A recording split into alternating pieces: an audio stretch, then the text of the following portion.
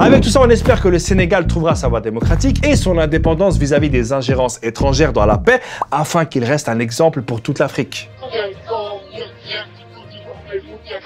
Le Sénégal, plus de 60 ans d'indépendance des porteurs de pancartes et seulement 4 présidents. Léopold Sédar Senghor dirigea le pays du 7 septembre 1960 au 31 décembre 1980. Abdou Diouf, son successeur, dirigera le Sénégal du 1er janvier 1981 au 1er avril 2000. Entre le 1er avril 2000 et le 2 avril, 12 ans plus tard, soit en 2012, Abdoulaye Wade a été le président de la République du Sénégal. Ce dernier, après avoir voulu briguer un 3e mandat et aussi très incompris en ce moment par le peuple, a littéralement été éjecté du fauteuil présidentiel par ce même peuple qui voulait profondément voir le changement. Ce peuple qui voulait coûte que coûte voir un nouveau visage s'est empressé dans la mêlée de choisir son nouveau président, M. Sall Macky, dont le second et dernier mandat se termine en 2024. Bienvenue sur Diadine TV. Dans ma dernière vidéo, je vous remercie d'avoir poussé la chaîne à dépasser la barre des 100 premiers abonnés. Que d'ailleurs, on avait même dépassé la barre des 200 abonnés. Ce chiffre a littéralement doublé en une seule vidéo, en moins de 24 heures. Actuellement, nous sommes 432 sur la chaîne. Si c'est la première fois que vous la découvrez, abonnez-vous et donnez-moi votre rang en commentaire parmi les abonnés. Par exemple, que le 433e écrive « Je suis le 433e ». L'objectif aujourd'hui est de dépasser la barre des 500 abonnés pour ensuite aller rapidement vers le millier d'abonnés. Merci de votre présence. Aujourd'hui, nous serons accompagnés de Abdel en vrai. Nous reviendrons sur les éléments qui l'ont poussé à faire sa vidéo en 2021. Depuis qu'Ousmane Sonko, opposant politique et adversaire de Macky Sall à la présidentielle, a été arrêté le 3 mars, le Sénégal vit un soulèvement populaire. Un soulèvement populaire qui a été aussi inattendu qu'incroyable, poussant certains même à dire que c'était à cause des restrictions sanitaires dues au cocovirus. Cocovirus, comment tu t'appelles? Je m'appelle vaccin. Vous vous souvenez de ça, n'est-ce pas? Nous avons vécu des moments particuliers pendant ces couvre-feux. Plus le droit d'être dehors après 20 heures. Peut-être les pays occidentaux nous diront que c'était vivable, eux étant confinés 24 heures sur 24. Mais vraiment, les conditions de vie n'étaient pas comparables. Bref, le peuple s'est vraiment senti opprimé et étouffé. Il s'est donc posé la question de la logique de la chose. Coco Lailai ne se transmet-il qu'entre 20h et 6h du matin? On passe. Donc, certains se sont dit, et peut-être même de bonne foi, que le peuple ne s'est pas soulevé pour Sonko, mais parce qu'il commençait à étouffer. Sous ses masques et dans ses maisons exiguës, souvent même surpeuplées, ils se sont dit que ça devait être juste un concours de circonstances. C'est pas pour Sonko que le peuple s'est levé. Donc on va essayer de comprendre pourquoi cette arrestation n'a pas été la goutte d'eau qui a fait déborder le vase, mais la goutte d'eau qui a fait péter le vase. C'est très simple. Comme je le disais hier, le Sénégal est à l'image du lion. Quand tout va bien et qu'il a tout ce qu'il lui faut, même si c'est le strict nécessaire, c'est un peuple sans histoire, peuple de la teranga. Mais ce que le Sénégal n'aime pas, même s'il a tout, c'est l'injustice. Et nous ne sommes pas dupes. Oui, nous savons faire la différence entre ce qui est vrai et ce qui est faux. Certains opposants ont été écartés et même emprisonnés. Il n'y a pas eu autant de bruit que pour Sonko. Pourquoi? Parce que eux sont des politiciens et font de la politique politicienne. Le Sénégal n'avait pas assez confiance pour les protéger, peut-être bien. Donc il y en a eu au moins 2. Et vu qu'on dit qu'il n'y a jamais 2 sans 3, Ousmane Sonko semblait être un casse-croûte. Il pourrait même pas servir de débris coincé entre les dents. Il suffira de le radier de son état d'inspecteur des impôts. S'il a des problèmes pour nourrir sa famille, il ne se mêlera plus d'affaires d'État. Ça me rappelle la Coupe du Monde en 2022. La France devait ouvrir le bal avec le Sénégal. Un joueur, je ne sais plus lequel, avait dit que le Sénégal était comme de l'eau à boire. Que ce serait aussi facile que ça. L'équipe française a tellement sous-estimé la détermination de ce peuple à se libérer de ses complexes qu'elle s'est endormie sur ses lauriers. Et là, d'une bouchée, le lion dévora le coq. C'est exactement ce qui s'est passé entre Sonko et l'État. Le Sénégal a marqué l'histoire avec de grands noms. Il y a eu Aline Sitoé Diatta qui combattait la colonisation, ou encore Mamadou Dia qui était un grand adversaire de la France, et aussi accessoirement de Léopold Sédar Senghor, le premier président du Sénégal. C'est un peu comme si l'histoire ne cessait de se répéter. Peut-être quand nous aurons saisi complètement son sens, les choses évolueront. L'histoire africaine nommera des gens comme Thomas Sankara. L'histoire sénégalaise nommera Aline Sitoé Diatta, Mamadou Dia et tant d'autres. Un peuple qui a toujours dit non, très ouvert à l'extérieur, un peuple très hospitalier et très chaleureux quand on le respecte. Mais dès qu'on lui montre les dents, il sort ses crocs et dit non. On nous tue, Mais on ne nous déshonore pas. Et pour le pays de la Teranga, ce qui veut dire pays de l'hospitalité, eh bien, contrairement à ses habitants, ses dirigeants ont souvent peu d'hospitalité envers leurs opposants. C'est un peu comme ces personnes qui regardent cette vidéo sans se abonner à la chaîne. Alors abonne-toi. Même si j'ai un peu bafouillé.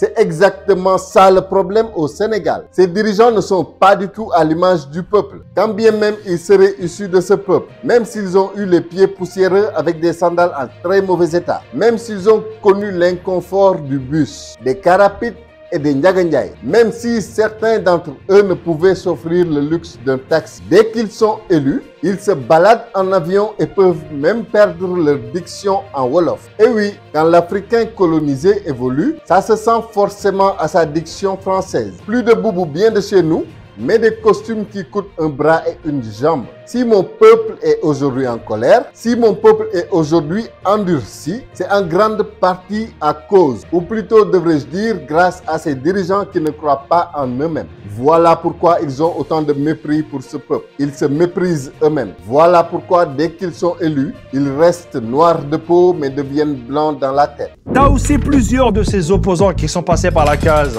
prison. Et je pense que l'arrestation d'Ousmane Sonko a été l'arrestation de trop. Ousmane Sonko aurait été un politicien, le peuple ne l'aurait pas soutenu aussi vaillamment. C'est parce que le Sénégal est certain que cet homme est des nôtres, qu'il est le Sénégalais lambda, qu'il est celui que l'Afrique attend. Il est réellement celui qui ne nous trahira pas et nous le savons. Aucune réalité du pouvoir ne le fera changer. Peu importe qu'il fasse face aux milliards ou à des privilèges extraterrestres, Ousmane Sonko restera Ousmane Sonko. Il mènera ce pays à la porte des indépendants, de la vraie indépendance, pas l'indépendance du général de Gaulle, celle que les porteurs de pancartes ont prise. Oui, l'indépendance que les porteurs de pancartes la prennent le 28 septembre prochain. Mais s'ils ne la prennent pas, alors qu'ils fassent ce que la France, l'Europe, la communauté franco-africaine.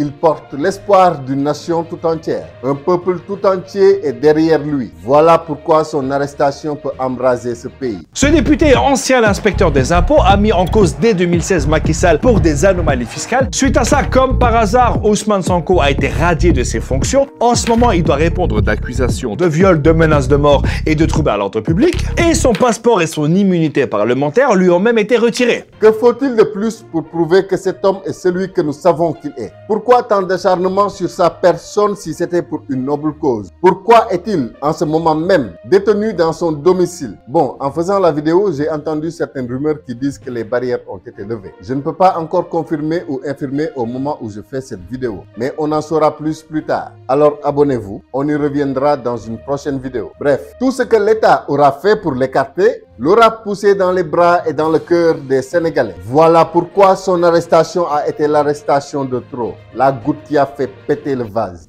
Du coup, il dénonce une tentative de liquidation politique parce que tu imagines bien que tout ça, ça va pas l'aider à se présenter à la prochaine élection présidentielle. Sonko correct, Sonko ou rien. Depuis 2021, beaucoup d'eau et de sang ont coulé sous le pont. Après les accusations de viol desquelles il a été blanchi, il aura été accusé de diffamation et de corruption à la jeunesse. Si seulement Ousmane Sonko avait de sa vie commis le moindre délit. Même s'il avouait avoir tué un insecte un jour, la famille de cet insecte se manifesterait aujourd'hui pour porter plainte contre lui.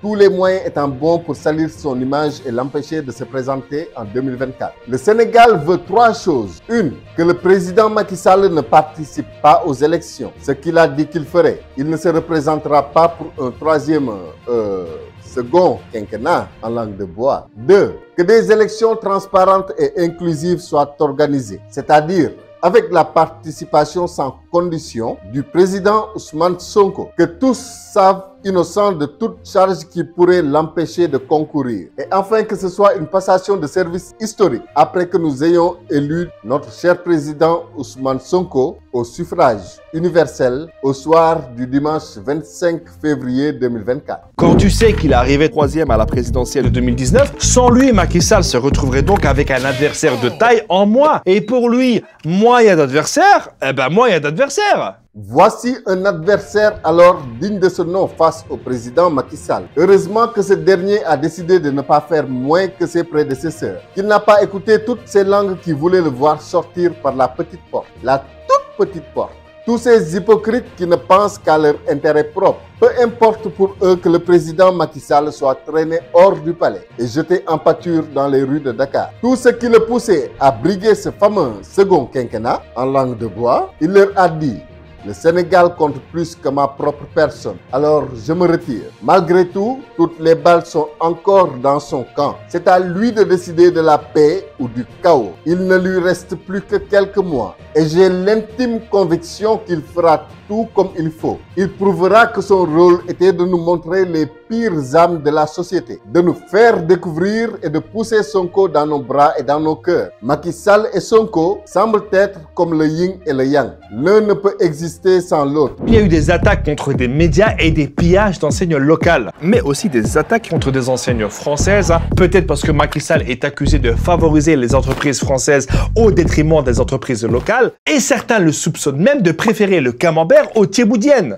Le message de la jeunesse a été clair et net. Aucune enseigne autre que française n'a été saccagée. On pouvait voir un magasin Orange complètement ravagé, pillé et même incendié, à côté d'autres enseignes autres que françaises restaient intactes. Cela signifie que le peuple n'est pas sorti pour vandaliser. Il est sorti lancer un message. Le jour de la libération d'Ousmane Sonko, le président Macky Sall a fait un discours à la télévision pour appeler au calme, en promettant notamment d'alléger les restrictions sanitaires. Je vous ai compris, j'ai bien entendu votre message. Voilà ce que le président Macky Sall nous a dit ce jour-là. Il avait l'air sincère. Après ça, toutes les restrictions sanitaires ont été levées. Ainsi, les Sénégalais ont pu continuer à vaquer à leurs occupations quotidiennes. Jusqu'au jour où le président Macky Sall a dit que ce qui s'était produit ne pourrait plus se reproduire. Le Sénégal étant armé et préparé. D'ailleurs, au dernier défilé de la fête de l'indépendance, sur le boulevard du Général de Gaulle. La fête de l'indépendance est faite sur le boulevard du Général de Gaulle. Si ça, c'est pas le syndrome de Stockholm, le président nous a montré des drones lanceurs de grenades lacrymogènes. Le message était clair: restez à carreau, sinon dolé.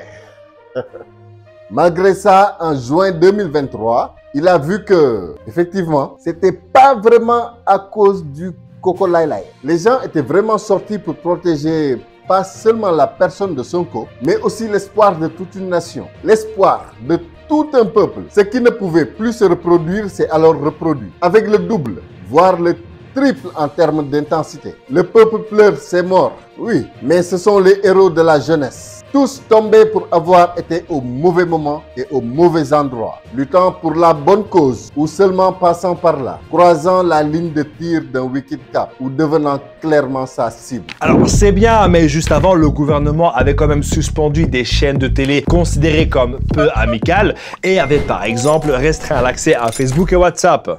La liberté d'expression dans nos pays, chanter les louanges du pouvoir ou peu importe. Aujourd'hui, au Sénégal, on parle de plusieurs détenus politiques, des gens célèbres ou pas du tout connus. Certains semblant être détenus arbitrairement, car étant du côté de ce qui est vrai. Ce qui est sensible dans l'affaire Sonko est que le vrai Sénégalais ne se rend jamais du côté de ce qu'il sait être faux. Donc, plusieurs personnes sont actuellement détenues juste parce qu'elles prônent la vérité. Et la vérité aujourd'hui, personne ne peut la dire, personne ne peut la prôner sans passer pour un pro-Sonko. C'est bizarre. La vérité sonne Sonko. Les jeunesses sénégalaises et africaines veulent du changement et je les comprends. Dans certains pays d'Afrique, les cours d'histoire sur les présidents ne tiennent que sur une page à force de voir des dirigeants changer les règles du jeu au dernier moment pour prolonger leur mandat. La jeunesse sénégalaise et africaine se demande pourquoi. Pourquoi est-ce qu'on doit naître, vivre, grandir et mourir pauvre, espérant faire une flopée d'enfants pour qu'ils subviennent, eux aussi dans les pires souffrances, à nos besoins plus tard. Pourquoi n'avons-nous pas droit au bien-être, nous aussi? Au début, ils nous ont fait croire que notre continent était petit et pauvre, qu'on ne pouvait rien attendre d'extraordinaire, qu'il nous faudrait tendre la main jusqu'à quémander une place au cimetière. Mais avec la possibilité que nous avons aujourd'hui de faire le tour du monde depuis notre chambre, nous la voyons cette réalité. Nous savons aujourd'hui que l'Afrique est géante, que nous pouvons et devons être fiers qu'elle est aussi extrêmement riche, mais que d'autres en profitent pendant que nous, Africains, nous nous battons et nous entre-dévorons. Parce que comme ça, la grande dame continue à nous prendre nos ressources impunément et à nous exploiter jusqu'à l'os. En 2011, la jeunesse sénégalaise avait déjà montré de quoi elle était capable lorsqu'elle avait mis la pression au président Wade pour qu'il renonce à son projet constitutionnel. On avait même cru au début d'un printemps africain. On avait cru à un début de printemps africain. C'est là qu'intervient le président Macky Sall, porteur d'espoir, car étant né après la prise de l'indépendance des porteurs de pancartes. On avait cru qu'il y aurait rupture, même si des esprits plus alertes avaient signalé le problème dès le début, que nous étions en train de chasser un chien pour adopter un loup sauvage. Personne n'a voulu y croire au début, mais par la suite, les choses se sont envenimées. Avec tout ça, on espère que le Sénégal trouvera sa voie démocratique et son indépendance vis-à-vis des ingérences étrangères dans la paix, afin qu'il reste un exemple pour toute l'Afrique. Le meilleur exemple que le Sénégal sera prêt à donner à l'Afrique tout entière est le sacrifice ultime. Ce peuple restera debout. On nous tuera tous, mais personne n'arrivera à nous déshonorer. Jamais. À l'image des femmes de Nder, à l'approche de l'ennemi, bien plus nombreux et bien plus armés, nos mères ont décidé dans un dernier élan patriotique de s'enfermer dans une case et d'y mettre le feu, préférant ainsi mourir que de servir d'esclave ou autre objet à l'envahisseur. Et j'ai une question. Pensez-vous que ce qu'il se passe au Sénégal est le début d'un plus grand changement en Afrique? Et pourquoi? Vous mettez ça en commentaire et on se donne rendez-vous la semaine prochaine. Ciao. Ce qui se passe encore aujourd'hui au Sénégal sera un déclic. De la même façon que le Burkina Faso aura choqué les consciences, de la même façon que le Mali aura su résister, du Sénégal partira un vent qui soulèvera tout peuple opprimé d'Afrique. À long terme, j'espère voir la paix partout en Afrique et la volonté de sortir de ce gouffre dans lequel nous aura plongé l'Occident depuis tous ces siècles. Ça va commencer par l'élection des grands patriotes qui ne mettent pas en position prioritaire leurs propres intérêts crypto-personnels. Le Sénégal dit oui à Sonko pour 2024. L'Afrique dit oui à Sonko pour 2024. N'oubliez pas de vous abonner. Et si vous êtes arrivé jusque-là, mettez Sonko président 2024 en commentaire pour me le faire savoir. Merci d'avoir suivi la vidéo. À la prochaine.